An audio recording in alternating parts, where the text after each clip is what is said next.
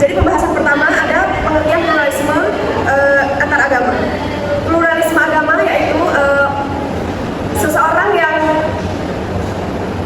memberikan sudut pandang atau mengakui adanya berbagai macam agama dan di dalam masyarakat itu serta mendorong sikap saling menghormati antara pemeluk agama-agama masing-masing.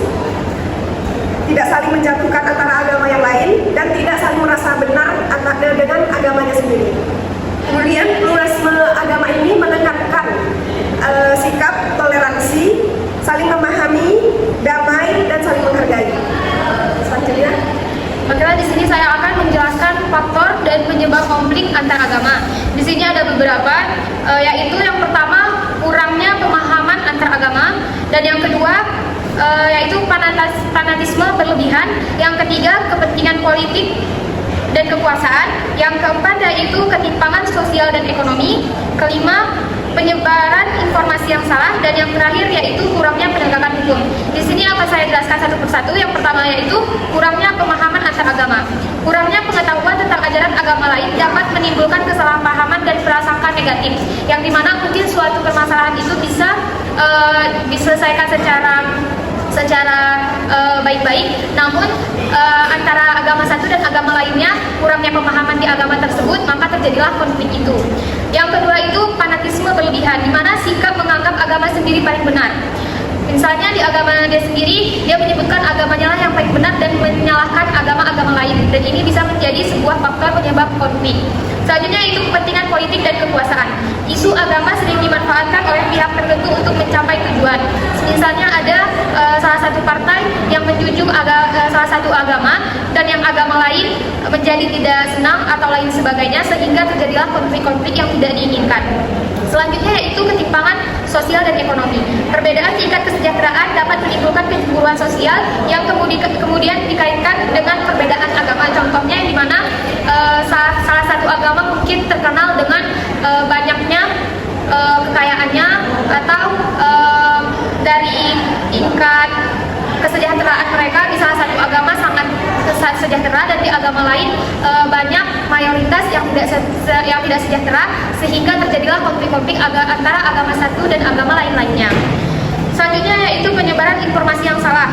Hoax dan provokasi di media sosial dapat memperkeruh hubungan antar kelompok agama, yang dimana kita ketahui sekarang di era digital ini, yang apa-apa bisa diakses melalui handphone masing-masing, dan situ terjadilah provokasi yang dimana mungkin individu atau segelintir manusia yang menjadikan berita tersebut yang awalnya hoax dijadikan berita yang dimana-mana dibenarkan. Selanjutnya yaitu yang terakhir, kurangnya penegakan hukum. Ketidakadilan dalam penanganan konflik dapat memperburuk situasi dan memperpanjang konflik. Misalnya ada suatu konflik, tetapi penegak hukum tersebut mengambil dari salah satu agama saja, antara konflik agama satu dan agama lain, tetapi penegak hukum hanya mengambil dari agama tersebut. Jadi terjadilah di situ ketidakadilan. Maka pentingnya untuk dipahami bahwa konflik antar agama seringkali bukan disebabkan oleh ajaran agama itu sendiri, tetapi melainkan dari interpretasi manusia yang keliru antara agama tersebut. Baiklah, selanjutnya akan dijelaskan oleh teman saya. Baiklah, selanjutnya peran agama dalam menciptakan harmoni sosial. Agama memiliki peran strategis dalam menciptakan kehidupan yang harmonis. Di antaranya, yang pertama ada mengajarkan toleransi. Setiap agama mengajarkan pentingnya menghormati sesama manusia. Yang kedua, menanamkan nilai moral. Agama menjadi sumber nilai etika seperti kejujuran, keadilan, dan tanggung jawab. Yang ketiga, mendorong perdamaian. Agama mengajarkan penyelesaian konflik secara damai melalui dialog dan musyawarah. Yang keempat, membangun solidaritas sosial. Kegiatan keagamaan seperti gotong royong dan amal dapat mempererat hubungan antar masyarakat. Yang kelima, mencegah perilaku menyimpang. Ajaran agama membantu mengendalikan perilaku individu agar tidak merugikan orang lain. Dengan mengamalkan nilai-nilai tersebut, masyarakat dapat hidup berdampingan secara damai meskipun memiliki perbedaan keyakinan. Selanjutnya akan dijelaskan oleh rekan saya. Baiklah, sekarang sampai pada peran agama dalam kehidupan sosial dan budaya. Agama memiliki hubungan yang erat dengan kehidupan sosial dan budaya masyarakat. Di antaranya pembentukan norma sosial. Nilai agama menjadi dasar dalam pembentukan aturan dan norma dalam kehidupan masyarakat. Mempengaruhi tradisi dan budaya. Banyak tradisi dan upacara adat yang dipengaruhi oleh ajaran agama. sebagai sumber etika dan moral. Agama memberikan pedoman yang baik dan buruk dalam kehidupan sehari-hari, mempererat hubungan sosial. Kegiatan keagamaan seperti ibadah bersama dapat memperkuat hubungan antara individu karena berkumpul di tempat yang sama. Selanjutnya, sebagai identitas sosial, agama menjadi bagian dari identitas individu maupun kelompok dalam masyarakat. Dengan demikian, agama tidak hanya berperan dalam aspek spiritual, tetapi juga dalam membentuk struktur sosial dan daya masyarakat.